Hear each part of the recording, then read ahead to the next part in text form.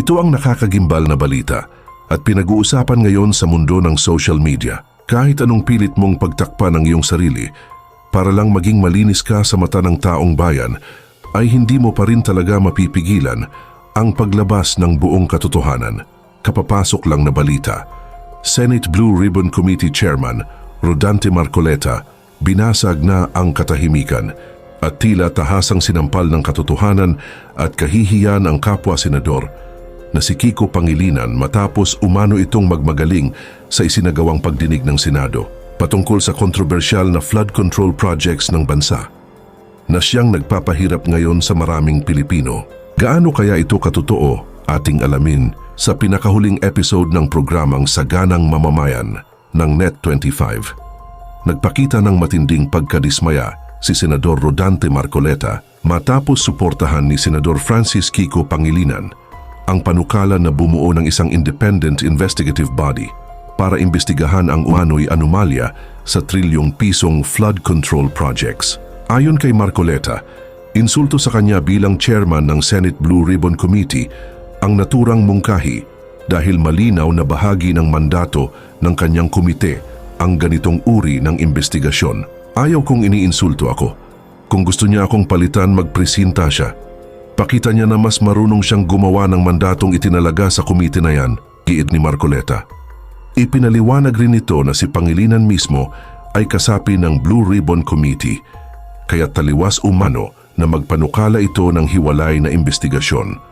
Binanggit rin ito na nakalatag na ang proseso sa Senado kaya't hindi na kailangan ng panibagong komisyon. Tila ipinapakitaan niya sa panukalang ito ni Pangilinan na wala siyang tiwala sa kakayahan ng Senado. Samantala, bukod sa flood control probe, hinamon din ni Senator Marcoleta si Kiko Pangilinan na mas ituon na lamang ang atensyon sa sektor ng agrikultura, bagay na anya'y higit na nangangailangan ng agarang aksyon dahil sa hirap na nararanasan ng mga magsasaka.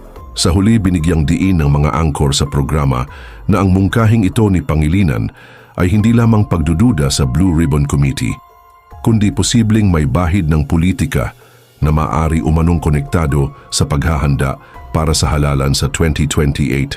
At narito, panoorin pa natin ang buong video. Lumilitaw na, ito, si Senador Francis Pangilinan ay nagsabi na siguro mas maganda meron tayong independent commission na mag-iimbestiga sa flood control project. Ang ibig mo sabihin, iba pa doon sa Blue Ribbon Investigation? Commission to eh. Ganon. At ito ay nauna, ay sinabi naman ni Senador Kiko Pangilinan, mas maganda siguro merong ipatupad na tayong isang batas. Magtayutan na tayo ng Independent People's Commission. Ba? Oo, para yung flood control project ay imbestigahan na natin ng Independent People's Commission. Kaya sa isip ko, hindi kaya ito yung para bang nagtatayo ka ng bahay dito, Sen, di ba? Tapos nakita lang po ang masasapawat naman, tayo rin tayo. Yung una, naglagay ng mga plano-plano. Tapos ito yung mga magtatayo. Sino ang mga magtatayo? Ito po, si minungkahi ni Pangilinan na pangunahan ng komisyon ni dating Ombudsman Conchita Carpio Morales. Kasama pa si dating DPWH Secretary Rogelio Singson. At isasama pa si Baguio City Mayor Benjamin Magalong. Ang ibig sabihin nito, Senjen, hindi lang plano ang nilatag eh. Meron pang detalye, di ba? Kung ano yung... So bukod na investigating body ito? Ito, independent body na ito. Mukhang sa tingin ko bilang isang karaniwang mamamayan, baka magugulo, mag-conflict. Kasi meron ng...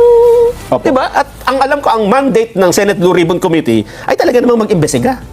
Si Senator Kiko Basanay, una, miyembro po ba ng Blue Ribbon Committee? Nag-apply siya. Nag-apply, nag-presenta yung kanyang sarili, isama. Karaniwan kasi, susulat siya. Kung pwede sana, maging miyembro ako ng committee mo. Okay. Pinayagan ko. Okay. So, technically, miyembro siya ng Blue Ribbon Committee. So, ano po ang gusto niya palabasin dito? Miyembro pala siya ng Blue Ribbon Committee, ay nagsusuwestiyon siya ngayon ng isang... Anong tanong mo? Anong gusto niya nga mo? Anong gusto niya palabasin dito? Di ba? Hindi mo alam kung anong gusto niya palabasin. Hindi, kasi miyembro siya, tapos nagsasuggest siya ng bumuo pa ng isang bukod na grupo na mag-iimbestiga. Same subject matter. Ano po gusto niya palabasin dito? Iniinsulto niya ako.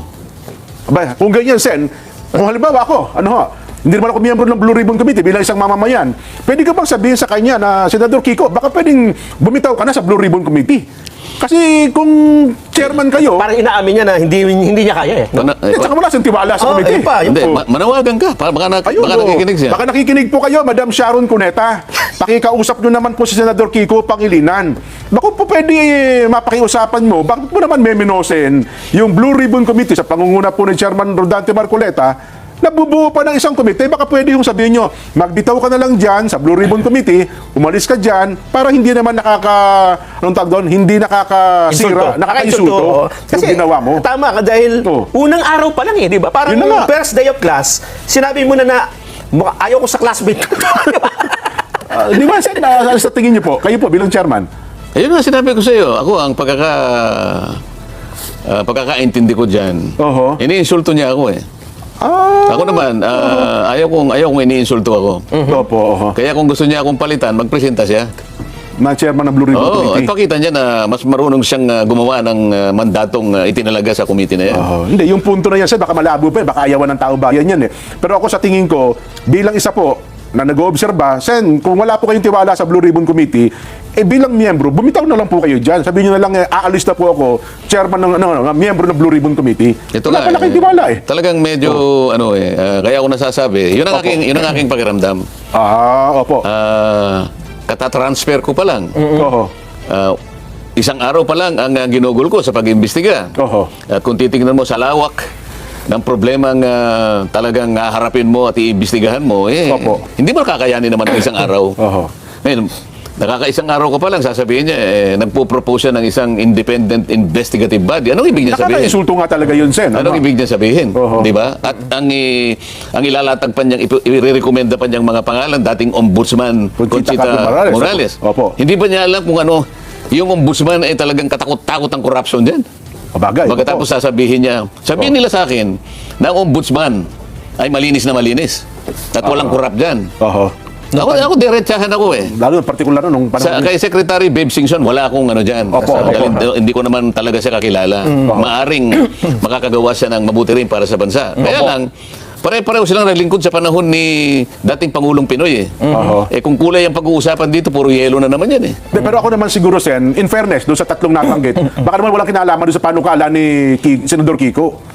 Di ba? Nabanggit lang yung pangalan, pinupropose niya eh. Ang talagang una best dito na, well, sabi niyo nga, nakaka-insulto talaga, yung Senador Kiko Pangilinan.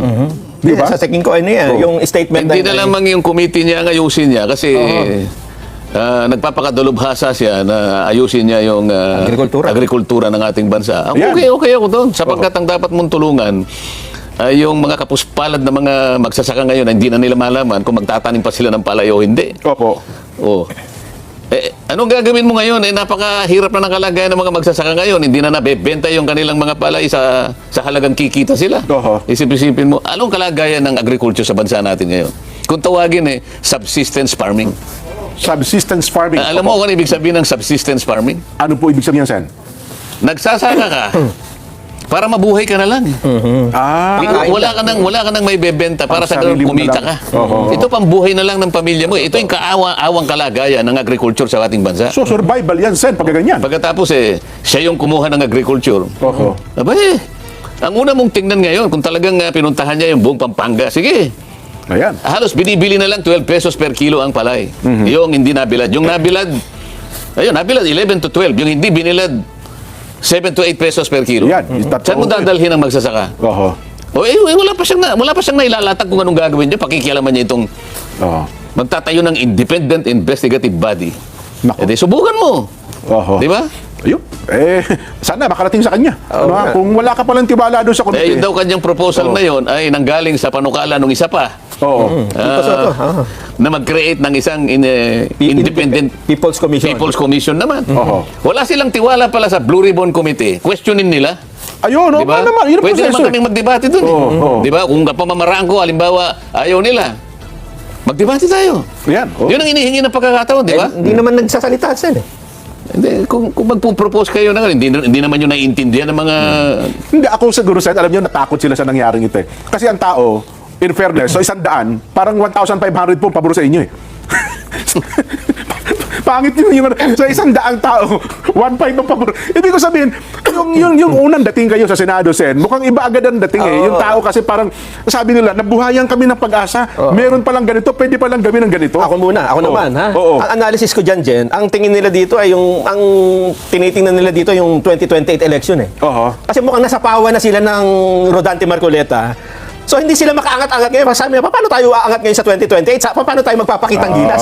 Nasapawan tayo. Ang mainit na issue ngayon, flood control.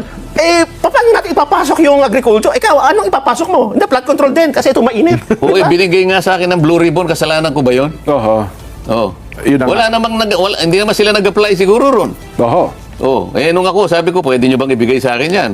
Wala Ayan. namang kumontra. Oho. Tinatanong ako kasi. Sabi ko, gusto ko sana yung Blue Ribbon. Oo, po naman. Oh, pwede naman nilang hindi ibigay sa akin. Hindi, naibigay ko na kayo, hiningi ni ganito eh. Wala Oo. naman eh. Sabi ko, kung wala, di kukunin ko. Wala naman eh. O, problema ba yun? Yun na nga. Sa kabila ng mga pangyayari ito, Sen, makaka-apekto ba ito sa mga susunod ninyong pagdinig? Kasi Sa Lunes, particular sa Lunes. Oo. Kasi in-expect, Baka- meron pa isang senador na nag-privilege speech din eh. Parang hinihiling pa yata na, ba't yung kasi naman ako inunahan, meron pa akong mga gusto sabihin eh. Di ba? Lunes na pala naka-schedule ito, Sen, yung second hearing nyo. Oh. Hindi, nung una nga, nagsalita na nga rin yun. Opo. Dapat sana kanya hindi sila nag-hearing muna yung araw na yun eh. Dapat pinanguna nila ako isang araw na lang sana. Pinauna mo na yung kanyang privilege speech. Parang yung kariton kanya, siyang humila kanya sa kalabaw. Oh. Sabi ko naman sa sarili ko, bakit kinakailangan ko bang tanungin lahat ng mga kasama ko sino yung magpi-privilege speech dito? Mandato ko ito eh. Malay ba natin na mayroon pala sila ganun? Ako may pananagutan dito eh. Ayun na nga po. In-announce ko naman yun eh. Oo. Naka-announce yun. Sa ganitong araw, magsisimula ang pagdinig ng Blue Ribbon Committee. Lahat alam. Ayan, O opo. di sana sumama siya doon. O ba't pinili niyang magpakatahi-tahimik pagkatapos na makapagsagawa ng isang pagdinig? At saka siya ngayon, Magpi-privilege speech pala siya. kahit na hindi na pinapayagan ng tuntunin, sige, pinakapagsalita pa rin. O ngayon, nung malaman niya na naman sa Lunes, magsisimula yung pangalawa. Opo. Nag-manifest sa floor, sabi niya, sana i-reset yung September 1. Bakit daw? Yun Sapagkat, talaga naman, oo. nagkataong kanya na magsisimula yung pagdinig ng DBCC. yung budget opo. na ito. Opo, oo.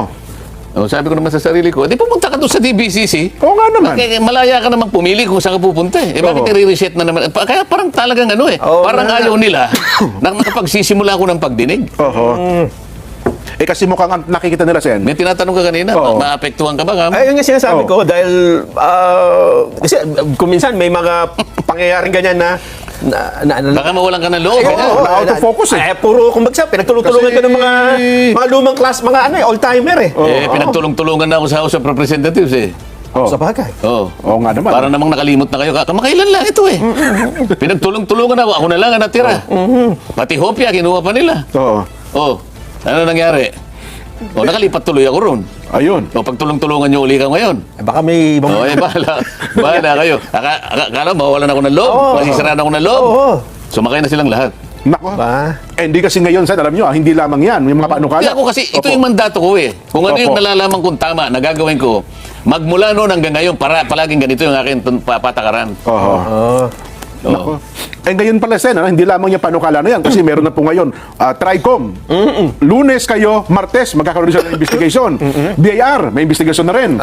DPWH, meron na rin. Customs. meron na rin. DTI, meron na rin. Yung barangay na lang yata ang Pati ata barangay, meron na rin. may barangay clearance. Ang Malacanang, meron na rin po. Lifestyle check Tingnan mo naman. ngayon, tingnan mo ngayon. Opo. Bakit na-inspire sila ngayon lahat? sa araw. Isang araw pa lang eh. Yun nga Oo. po. Oh. Hindi nyo pa nahalata, isang araw pa lang. Lahat na sila magsasagawa ng investigasyon. Mag-iimbestiga, Pati DepDep, yung kay Balisakan, di ba?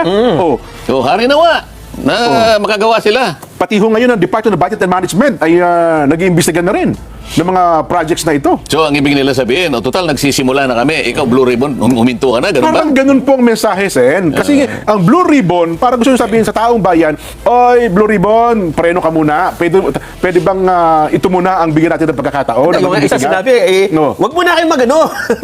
I-reschedule nyo na ako muna. Parang ganon, Sen eh. So, nakikipag-agawan sila ngayon. Yun na nga po. Ba, talaga yatang... Hinahamon. di ba? Hindi sila nag-aamon, nakikipag-ano siguro sila. Paligsahan. Nakikipagpaligsahan. May competition na, di ba? So- Di maganda kasi ang taong bayan nakikinig. Ha? sumusubaybay. Opo. Pagka competition, makikita nila ngayon. Alam mo, pagka ang competition healthy, Tama. Healthy makikinabang competition. makikinabang ang Sa taong taong bayan. bayan, opo. Makikita, sino kaya talaga sige. O makikita nilang pagkakaiba ngayon. Hindi kayo maguluhan sa inyo kasi sa dami na mag-iimbestiga sa halip na healthy competition maguluhan pang isipan ng taong bayan. Sila ang magugulo. Yung iba. Ngayon lang kayo nakaisip ng ganun? Kung merong nagsimula? Oho. Oh, nakita siguro ng mamamayan, parang tama yung landas na tinutuntun nito. Yun na nga. Hindi siya maingay. Oho. Simple lang siya. Ang mga tanong, kitang-kita, maliwanag. Oho. Di ba? O ngayon, tsaka sila ngayon magpapaligsahan. Oho. O di ba, hala kayo sa buhay nyo. Biglang dumami mag-iimbestiga ngayon sa at ang gusto natin iparating sa inyo, same subject matter. Di maganda. Di ba? Di maganda, sige. Baka naman kasi kako yung imbis. Halimbawa, si Chairman, si Secretary Manny Bonoan, di pa nakakatulog. Baka kung ano-ano masagot niya sa mga pagkatanong, hindi na, yung kanyang isipan, hindi na mapagkatulog yung tao ng mga imbestigahan. Anong iimbestigahan halimbawa ng department, anong sabi mo? Yung DepDep. Yun yung dating NEDA. Yan, O anong iimbestigahan niya? Yun daw pong, di ba nung binabalita natin yan na mag-iimbestiga, i-review nila yung mga proyektong pinasukan na ito ng mga malaking flood control projects. Kailan daw? Paano daw? Sinimulan na raw po nila. Jesus, Mariosi. I-assess na po yan. Oo. Balik na lang tayo dun sa total magulo yung mga sa Lunes, Sen, ay anong asahan natin? Baka naman Nagpalabas na ng sapina. Ha? Si Senate President. marami bang mga bagong madidiscover na naman? May inienda ba kayo? Hindi naman, kinakailangan kasi dumating yung mga pinatawag, yung kasi mga iba wala. Opo. O, di, maghintay kayo.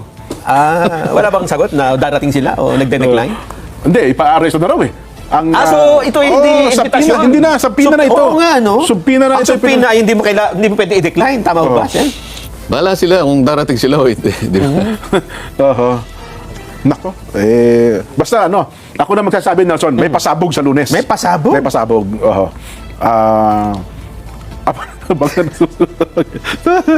Ilatag muna natin, Nelson, ang ating magiging box papuli. Meron ba tayong nasaan na yung ating wala pa. Discussion lang daw po muna. Sige, sabihin, Sen. Itong pinag-uusapan natin, yung flood control projects.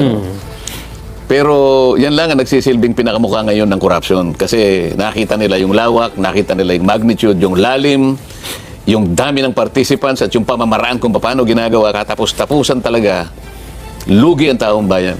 Hindi lang nalugi, ninakawan, nalugi, walang nangyari sa kanila kung pag-uusapan yung serbisyo na dapat sana ay para sa kanila. Imbes na sila ay natulungan, na serbisyuhan ng mga serbisyong pampubliko, lalong-lalo na yung nasa kahirapan, yung gagamitin para sa kanila, ninakaw pa. Kaya kaya nagiging popular yung subject matter. Kaya sabi ko nga sa'yo, lahat sumausaw na. Lahat sumausaw na. Walang mandato. Ang nakalagay na mandato, Blue Ribbon Committee. Kung gusto akong tulungan ng mga kasama ko, kasi 17 ang miyembro dyan 17 senators po 17 ito. senators. Opo. Ngayon, Plus yung ex-officio members. tsaka sila ngayon magpapanukala na mag-create tayo ng isang di ba? Para nilang iniinsulto yung committee mismo. Di ba? Lalong-lalo na nanggaling sa mga miyembro ng Senado na matagal na ron Opo, mga datihan na nga yan pero teka lang, Sen, bago nyo ituloy po yan, may nagbigay din ng komento. Sabi niya, teka lang, hindi kaya ganyan din ang sabihin ng Pangulo na para bagang inuunahan siya ng Blue Ribbon Committee? Kasi mas nauna daw po nagpatawag ng investigasyon ang Pangulong Bongbong, Sen Nagpatawag ng? Nagpa-imbestiga itong flood control projects. Di ba, nung kanya hong SONA at bago yung first day ninyo ay nagkaroon na ng... So di dapat sana ang Pangulong na nagsabi, huwag nyo na muna akong unahan. Pwede ba kanya mag-imbestiga na lang muna kayo ng iba? Ako na rito. Walang sinabing gano'n ng Pangulo. Ang totoo niyan, siguro kailangan sabihin ko na rin ngayon. Sige nga po, Bago ako nag-imbestiga, yung unang araw na imbestigasyon, nagkausap kami ng Pangulo. At siya mismo ang nagbigay ng ilang mga detalye na kakailanganin ko. Kailangan malaman ng taong bayan ito. Yan ang malaking balita ngayon, Sen. Sinabi niya sa akin, sana ay magtagumpay ka. Kaya, para dyan sa gumawa ng komunikasyon na yan, hindi. Ang Pangulo mismo ay nagbigay ng pahiwatig na sana magtagumpay ang iyong pagdinig. Mukhang hindi po ata alam ni Auntie Claire yan, Sen. Kasi si Auntie Claire ang nagsabi nun na para bagang sa kanyang statement ay para bagang inuunahan daw ng Blue Ribbon ang investigasyon pinag-utos ng Pangulo. O yan naman, salita na salita, hindi mo na nagtatanong sa presidente, di ba? Ganun ho ba? Akala ko Dapat sana tinanong niya muna, di ba? Para hindi siya lumilitaw na may pagkaano rin, eh, ano? oo. O pagkatapos namin nag-uusap, Opo. may dumating na isang bisita, naupo sa tabi ko. Mr. President, ito yung gawin mong ombudsman. So personal po kayo magkaharap mismo ng Pangulo, hindi po tatawagan sa, no? Magkatabi nga kami, di ba? Kaya nga kinukuwento ko nga sa inyo, eh. Yung pala. Okay, Oh, para yung mga taong nagdududa, Ayan, nako. mawalan na kayo ng duda, sinasabi ko na. Nako. May dumating na tumabi sa akin. Opo. Oh, Mr. President, mabuti dumating ito kako. Ikaw dapat ang maging ombudsman. Kasi yung 17 aplikante doon, wala akong masasabi, basta't mas gusto kita kaysa doon sa 17. Oh, sabi ng presidente, siya na nagsasabi. Ano? Alam mo bakit kako? Oo. Alam mo kung bakit ikaw ang Bakit siya? sinasuggest ko? Bakit siya dapat maging ombudsman? Opo. Ganito kasi kako, nung ako'y nandun sa House of Representatives, meron akong inimbestiga, na kumpleto ko yung investigasyon. Nagkaroon ng committee report, Opo. inadapt ng plenary, at nagkaroon ng rekomendasyon na lahat ng mga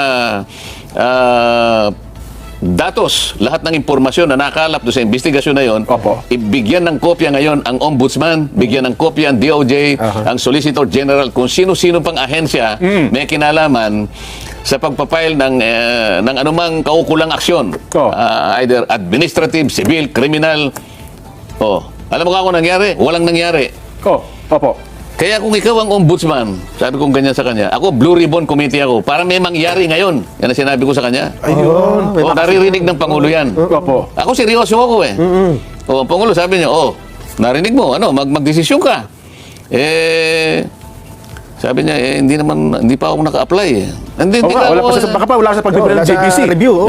hindi ka ako problema yan. Halimbawa ako, may na-shortlist na, binigay sa Pangulo. Opo. Sabi ng Pangulo, hindi, wala akong gusto rito. Sige, i-open uli yan. Edi pwede ka na.